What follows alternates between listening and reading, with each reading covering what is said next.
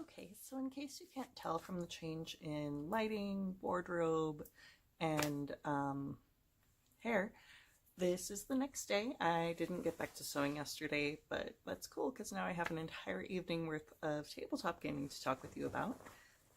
What I have accomplished, I finished scrubbing down my shirt, my husband's shirt, and his jeans with coffee grounds to make them look filthy. I got the waistband sewed onto this skirt, which now I'm going to start working on putting patches and doing patch pockets on the outside. So I need to figure out what fabric I'm using for that, which I know I have some of the canvas left here. So I think this is where I'm going to start. And this way the grunge kind of has a layered effect, like I was saying before, things were added, things were removed. So I'm just going to cut out roughly square shapes. I think for the pockets I'm going to use a selvage edge as the top. Nice deep pockets. And this has a really nice selvage edge. There's no extra dye on it. It's not white like a dyed fabric would have. It's just this nice raw canvas edging. And some various sizes for other patches. And these are going to be patches on my husband's items as well. Although he doesn't need the pockets. I do, because I want to have places to put things. I think I'm going to do pockets on the back as well, just so I can carry a good number of items. So last night, because we were missing one of our regular party members, we decided to play, instead of Dungeons and Dragons, a game called Swords and Scrolls, which is essentially a very super dumbed down version of Dungeons and Dragons. Like, you have one stat, it ranges from 1 to 5. You only roll a 6-sided die. If you roll above your stat, then you succeed on a swords check, which is physical things, basically anything non-mystical in nature. If you roll below your stat, you would succeed in a scrolls check. So casting spells, speaking with your deity, figuring out something of an arcane nature. And so that was actually a lot of fun. I played a drunk priest, because it gives you options, like you choose your adjective and you choose your role. So you could be like a master wizard or drunk priest, you know, any number of things like that. So I chose to have my stat at 4, because, I mean, I guess you could roll for your stat, but it's more fun if you get to pick it, because, like, no matter what, if I wound up trying to do something sword-like, then at a 4, I'm not really likely to succeed. I would have to roll, like, well, I guess it's a 50-50 chance I'd roll 4, 5, or 6 to succeed. Whereas with a scrolls check, if I roll 1, 2, 3, or 4, I succeeded. So it does give just that little bit of being good at things and not so good at other things. And then you can get extra dice to roll if you are doing something within the flavor of your character, or if you were prepared for it, like, oh, I know the enemy's coming, so I'm going to hide behind this door and wait to whack them when they walk in. Then you would get an extra die for that swords roll. And then if you roll below your swords, if you roll above your number for both of those, then you have an extra success, which can get you extra cool stuff. Whereas if you get no successes, then something bad probably happens. So it was fun. It was ridiculous and silly, and we defeated a lich, because, like, you don't have a set list of spells or anything, you're just, I want to do this thing. And the GM, who was my husband, had the opportunity to say, like, no, that's too much. Do something else. But yeah, it was ridiculous and fun and good for just doing, like, one night of ridiculous role-playing. So I have my thick beige thread that I've been talking about since I started this project. I'm going to cut off a length of that and sew these, sew this first pocket on. And I don't know that this skirt actually has a set front or a set back. Haha, it's full of setbacks. But the most important thing is that it is wearable and looks right. Which in this case means looks wrong. So I'm just gonna do a really, I want to do a whip stitch. Now I probably want to do like a cross stitch sort of thing to make sure that we have an extra level of lockdown. I have too much thread here, but if I wind up with a knot in it, all the better.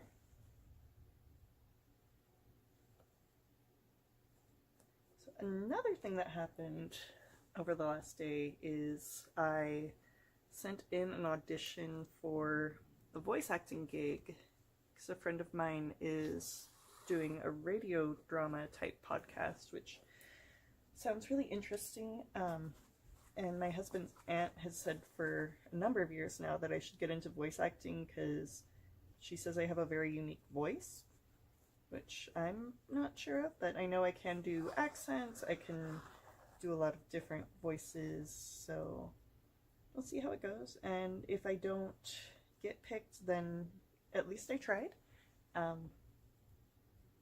It's funny, I was thinking about not doing it, and so I put on some YouTube videos, and there was a video from another YouTuber, Melinda. She does the Google Translates videos, and she was talking about how her brain is mean to her sometimes and tells her that she's not good enough, and she's, you know, the common, like, oh, you'll never amount to anything, you're not good enough, you should just give up. And you know, she says that when that happens, she will kind of walk with that feeling, like, you know what, okay, I'm gonna suck at this, but you know, let's go fail together. Let's accept the fact that we're not going to be good at this, but let's do it anyway, because you never know.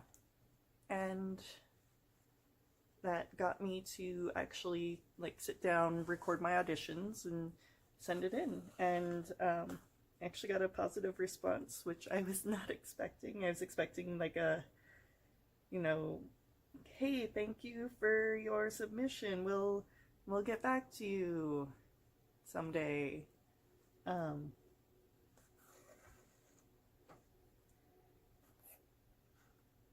Yay, knots.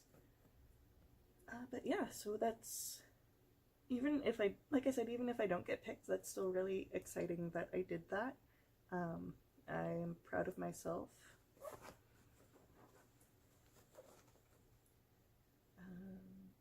Yeah. And, you know, that is something that I struggle with a lot, even with sewing and costuming. Like, I feel like I'm not good enough, like I'm failing everyone who's expecting me to create these grand things. Let me turn this down so you can see kind of what I'm doing. See, I've got some stitches going down there. But yeah, like, people see photos of my costuming and they're like, oh my gosh, you're so good, but then in my head I'm like, yeah, but if you saw it up close you would see this and that, and this seam isn't right, and there's a loose thread there, and I had to hand stitch this thing because it didn't come out right with the machine. And there's a point where I have to get past that and say, no, other people don't see that. You do things that other people are not able to do, and that's pretty awesome. Like, they do things you can't do, but these stitches are actually coming out too pretty. But yeah, so like I said, like Melinda said, it's a matter of walking with those voices. Like, yeah, I messed this up. Next time I'm gonna do it better. So let's make sure that there is still a next time.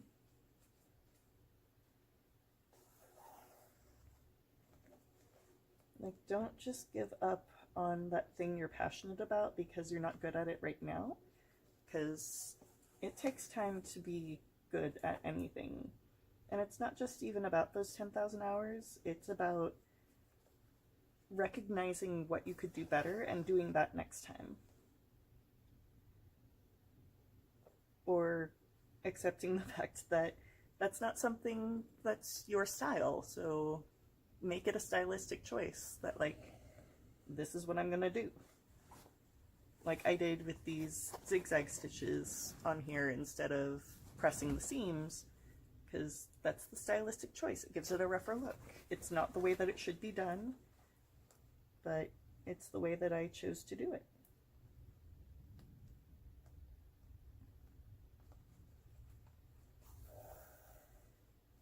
Which makes me feel even more like this is a really good project for anyone who wants to start costuming. Like, make a peasant. Just pick an era, make a peasant. Start with a tunic. Make the rattiest tunic anyone has ever seen, and throw a belt around it, you've got a costume.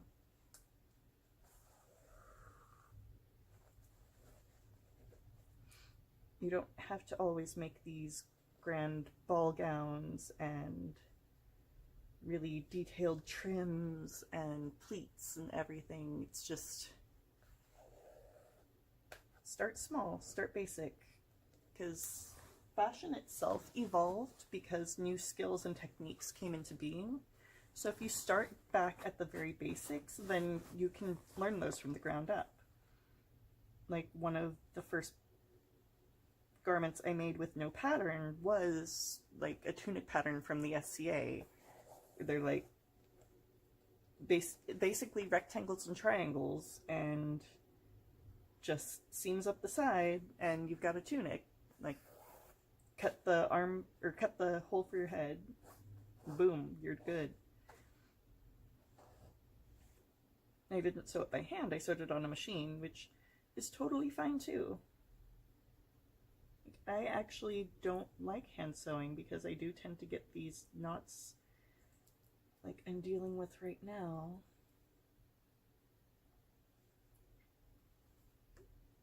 And I know that there are ways to prevent that, but I don't want to take those steps, so I wind up dealing with these. Sometimes shortcuts aren't a shortcut.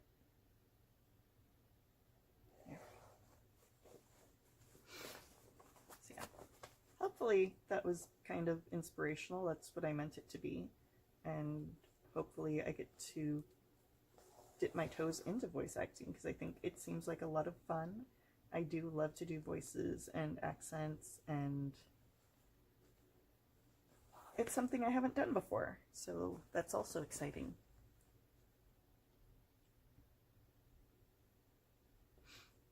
And after I finish getting this skirt patched up and throw some patches on the shirts, I've got to pack still, because I work tomorrow and then game is on Friday.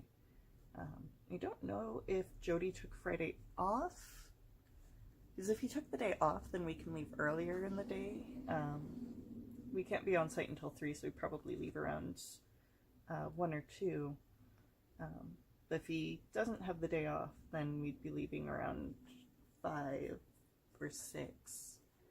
So depending on that, I might not have a lot of time to actually pack for this. I do like to take my time with packing, make sure, okay, I do have everything. I wrote out my list. I checked everything off. It's all as compact as I can make it.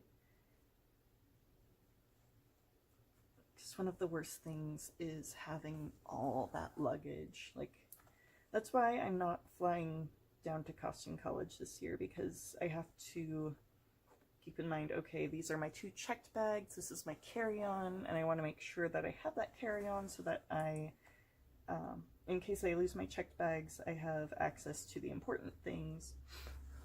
But I'm actually driving down with my friend Dorothy from the Greater Bay Area Costumers Guild. I don't drive, so she's going to be driving, but I think I'm just going to buy her gas the whole way down, because that's the considerate thing to do. But yeah, that way I can just pack 1 or 2 big suitcases. I'm going to try to pack light, because I know 2 costumers worth of stuff in 1 car is a lot. But yeah, I will do my best. She's given me a rough idea of the space I have to work with. I'm going to stick to that. If I have to carry something on my lap, that's okay too. I don't mind having my feet crowded with stuff. It's just I don't want to impose. Like I think I've said, my biggest fears are being an imposition or being a disappointment. And I'd like to avoid either of those.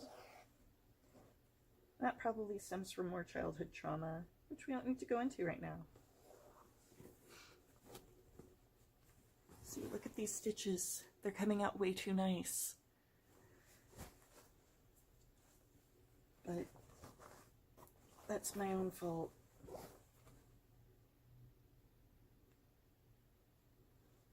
Maybe that's one thing my character can do, is a quick stitch like this.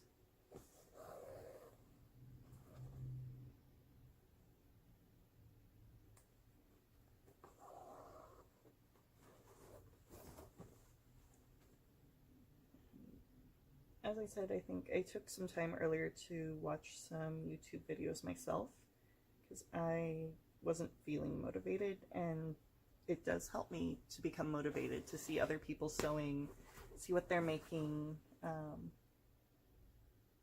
hear them talk about costuming in a passionate way, or even with the Google Translates videos, hearing her talk about her own struggles and, you know, little behind the scenes looks at her process was really helpful.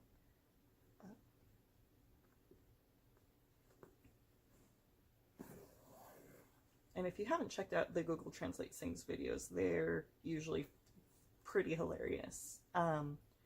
She takes well-known songs, feeds them through several languages on Google Translate, and then back into English, and it never comes out the same. Because, of course, Google Translate is not exact. It's still learning. The AI has not yet learned to take over the world. But one day.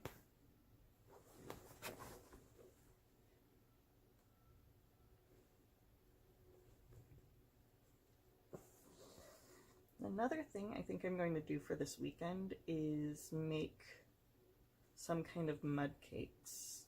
Like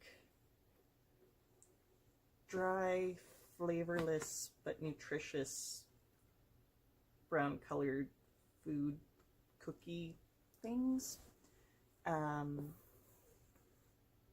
Because that's kind of what the Cook siblings have been living on, was their mom's cooking, which, as I've mentioned, is not real cooking. And that way maybe we can get some pity meals out of people, because we do have to buy food with in-game money, which our characters don't have. So being able to say, like, well, this is what we do eat, and people realizing that that's not really food, maybe will help us out with that. Maybe we can work off dinner or something.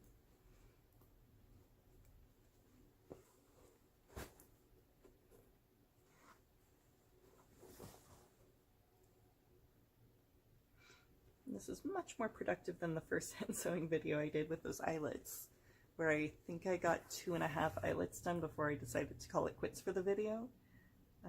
And also this time I can do some editing, get those more streamlined, get rid of those quiet sections.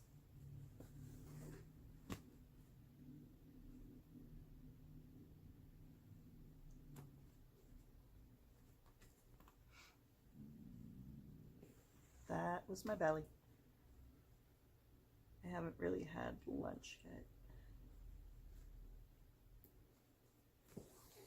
I'm pretty bad at eating, which is why we have Huel. It's like, I guess, human fuel. All of your nutritional requirements for the day in a powder, which then becomes the drink, it becomes kind of tastes like oatmeal, but like without any flavoring to it. And once it does have flavoring that you can add, but that has Splenda in it, which makes my joints hurt. So I avoid that. I use honey usually instead. Though we're out of honey right now, so like I guess I could add cocoa powder or just sugar. I don't like adding just white sugar to things.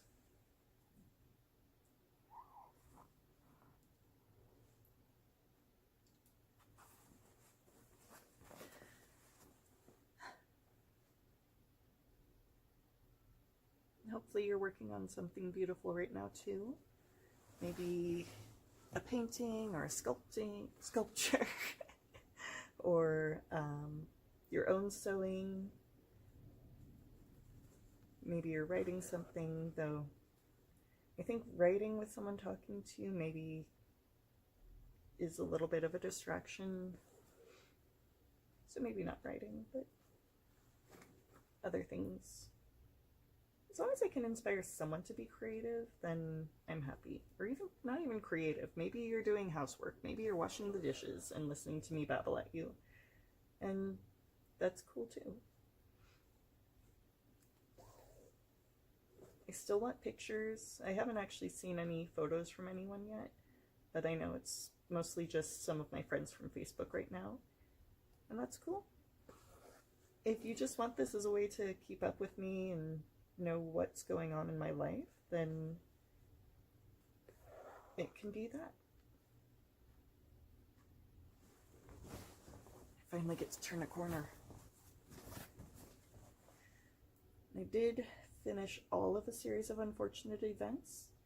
I think I liked how it ended. It was a good place for it to end. I know we didn't get all of the answers, and that's okay. We don't need all the answers all the time.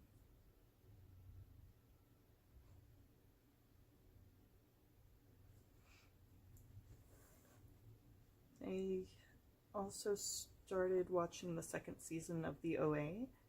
I didn't realize there was going to be a second season, so that was a nice surprise. I haven't really gotten into any of the story bits yet, because that one's a really slow burn show.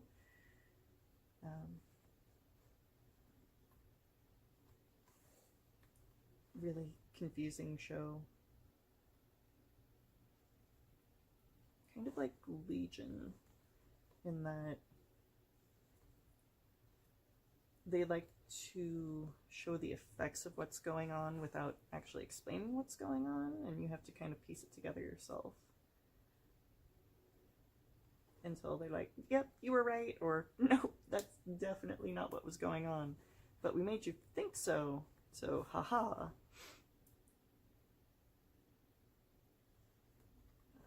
Having a little more struggle with the bottom edge of this seam, which, of course, that's the important edge on a pocket.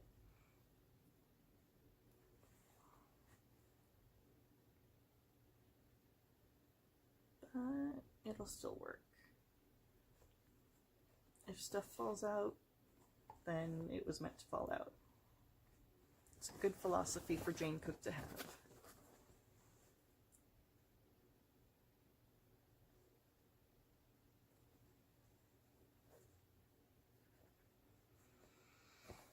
It was raining earlier today, and I'm hoping it's not going to rain all weekend, because one thing that we don't have for these characters is any good weather wear. Like, I mean, I do have a kind of rough brown coat that I could wear, but it looks a little bit too nice for this character.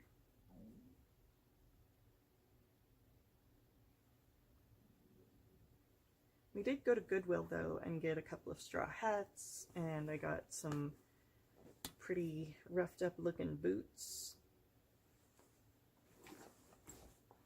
These. They've got some nice worn off patches. They look like maybe they were an actual suede.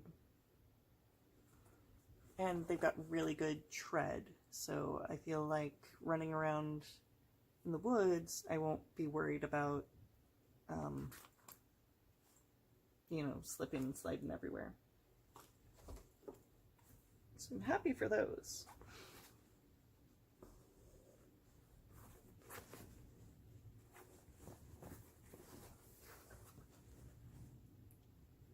Though for these games, footwear is usually considered out of game for safety reasons, so you don't really have to worry about the look of it, but I always try to complete the look, because if I were to wear normal, like, hiking boots, I wouldn't feel right. Not with the rest of the costume. Now again, for hair, I'm going to do messy pigtails. I don't have to worry about makeup with this character, which is so good! Having played a character where I spent a good hour before game painting my face with leaves and stuff, I'm really happy to have one where I can just rub some dirt on it and call it good.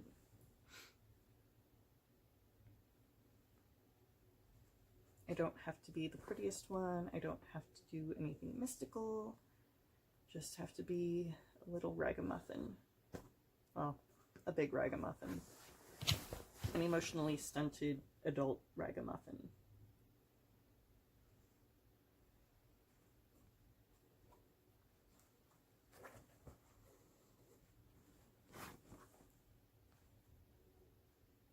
Okay. Now these stitches are getting better.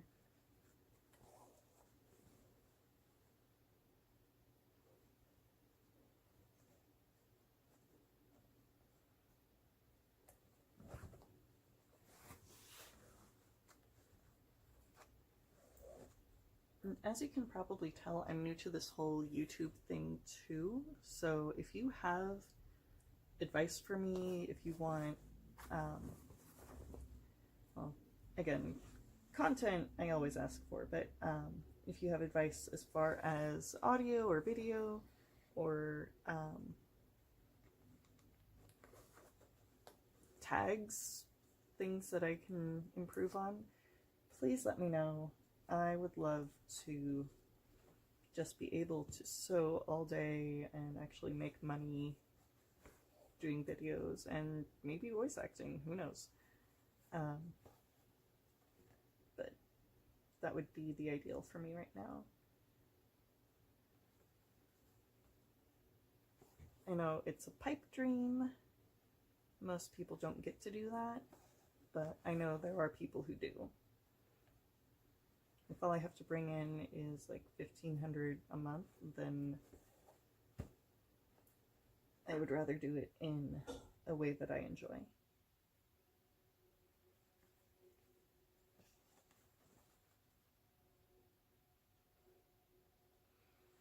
And yeah, rent in San Jose is ridiculous. My husband has a good job, which is why I can afford to be a bridal stylist, because that pay rate does fluctuate based on how much I sell. And in the slow seasons, it's a little rough.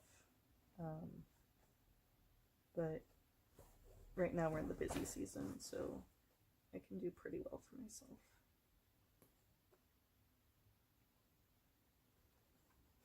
one of those like save up right now so that during the slow season it's not too thin.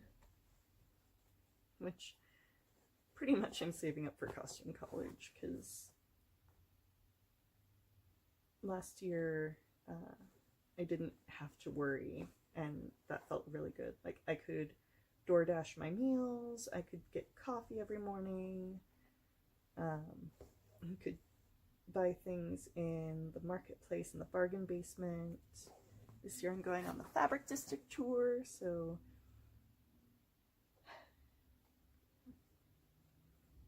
for a long time Jody and I were kind of paycheck to paycheck, and it sucks. And I know there are people who are like literally hand to mouth, and that sucks more. But knowing that having to call in sick one day can greatly affect what you're eating for the next month is rough. It's a stress that no one should have to deal with. But that's the world that we live in right now, where money is more important than people's lives. It should not be, but that's what's been created.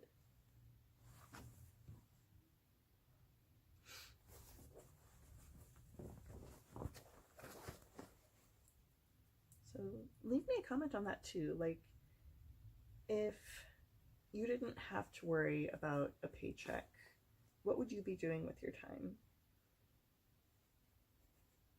Would you be creating? Would you be teaching? What would you do?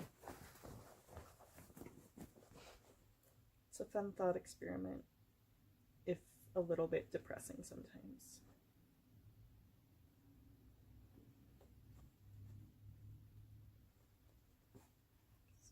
As I said, I would be doing this just probably 5 to 7 days a week. And I've said before, or I've said this before to myself, that like, oh, I just want to sew forever and make that my life. And then I tried to make it my life, but I wasn't in the right environment for it. But now I feel like I am. Like, I have a really good sewing community. I have a space that is specifically my sewing space, that I don't have to worry about abusive housemates coming down to do their laundry. I don't have to worry about putting everything away so that we can have a dining room or a kitchen or a garage. It's just, you know, this front part of the living room is my sewing space, and the back part is Jody's office, and it works out.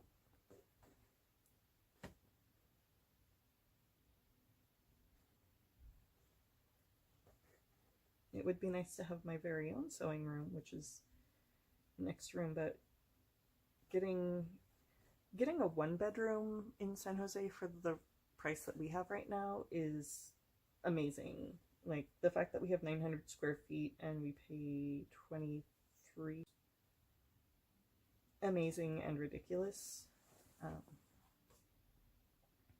If we wanted a second bedroom, we'd be looking at around $3,000, which we just can't do. At least not yet.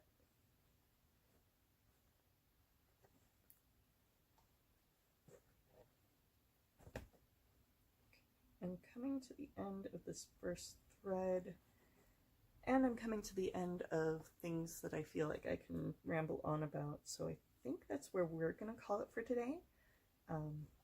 Once again, please show me what you've been creating while we were talking. Please give me ideas for things you'd like to hear me talk about, and go make beautiful things. See you next week.